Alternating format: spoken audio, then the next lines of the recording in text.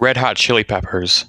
The biggest example of a band who would sound way better if they had literally any other vocalist. Megadeth, the musical personification of living in someone's shadow. Polyphia, progressive elevator music. Fall Out Boy, emo music for people who don't know anything about emo. Hoobastank, trust me, their name is the only interesting thing about them. Five Finger Death Punch, they sound exactly how their fans smell. Dream Theater, all style, no substance. Porcupine Tree, all substance, no style. Rush, all style and all substance. Greta Van Fleet, you've heard of progressive rock, now get ready for regressive rock. Incubus, Korn for people who like Oingo Boingo. Funkadelic, arguably the greatest rock outfit of the 70s, yet you'll never hear that anywhere because people don't give them the credit that they deserve. Metallica, for a band so profitable, they sure can't seem to hire any competent producers. If you're not smashing a glass bottle over your head while their music is playing, you're not listening to them correctly. Bad Brains, combines punk and reggae better than Sublime ever wished they could. AC/DC, one song, 700 titles. Led Zeppelin, the world's greatest cover band. Smash Mouth, much like meme culture, it's hard to imagine where this band would be without Shrek. Black Sabbath, who would have thought that getting your fingers crushed in a sheet metal press would change the course of music forever? Fallen in Reverse, somehow not the worst thing Ronnie Radke's ever done.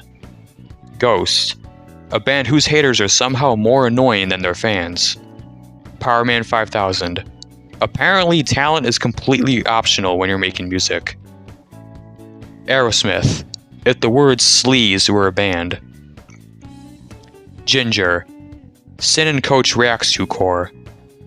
Måneskin, they are the glam rock what Machine Gun Kelly is a pop punk.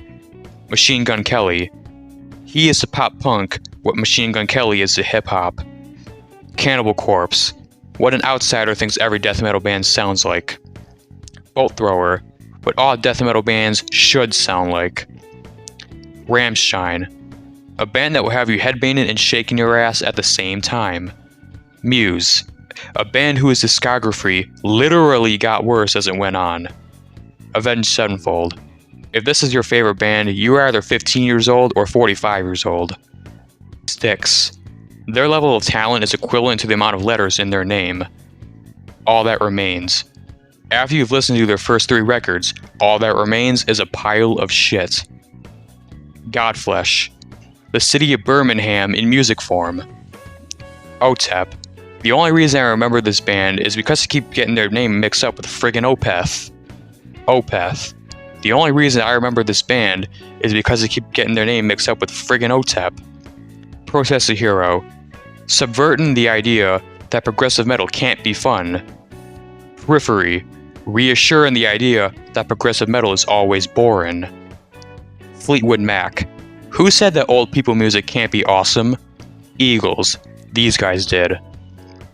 Fear Factory, Pantera if one of the members used a metal detector. Radiohead, this band should be boring but somehow they're not. Coldplay, this band actually is boring. Sonic Youth, getting tinnitus never felt so awesome. Theory of a Dead Man, the band that should have received the hate that Nickelback got. Godsmack, a band so derivative, even their names a ripoff. Pearl Jam, single-handedly responsible for what was the worst musical trend of the 90s and 2000s. Nothing Face, the one new metal band where everyone can agree is pretty good. Weezer, if you were to graph the level of quality between all their albums, it looked like a heart rate monitor. U2,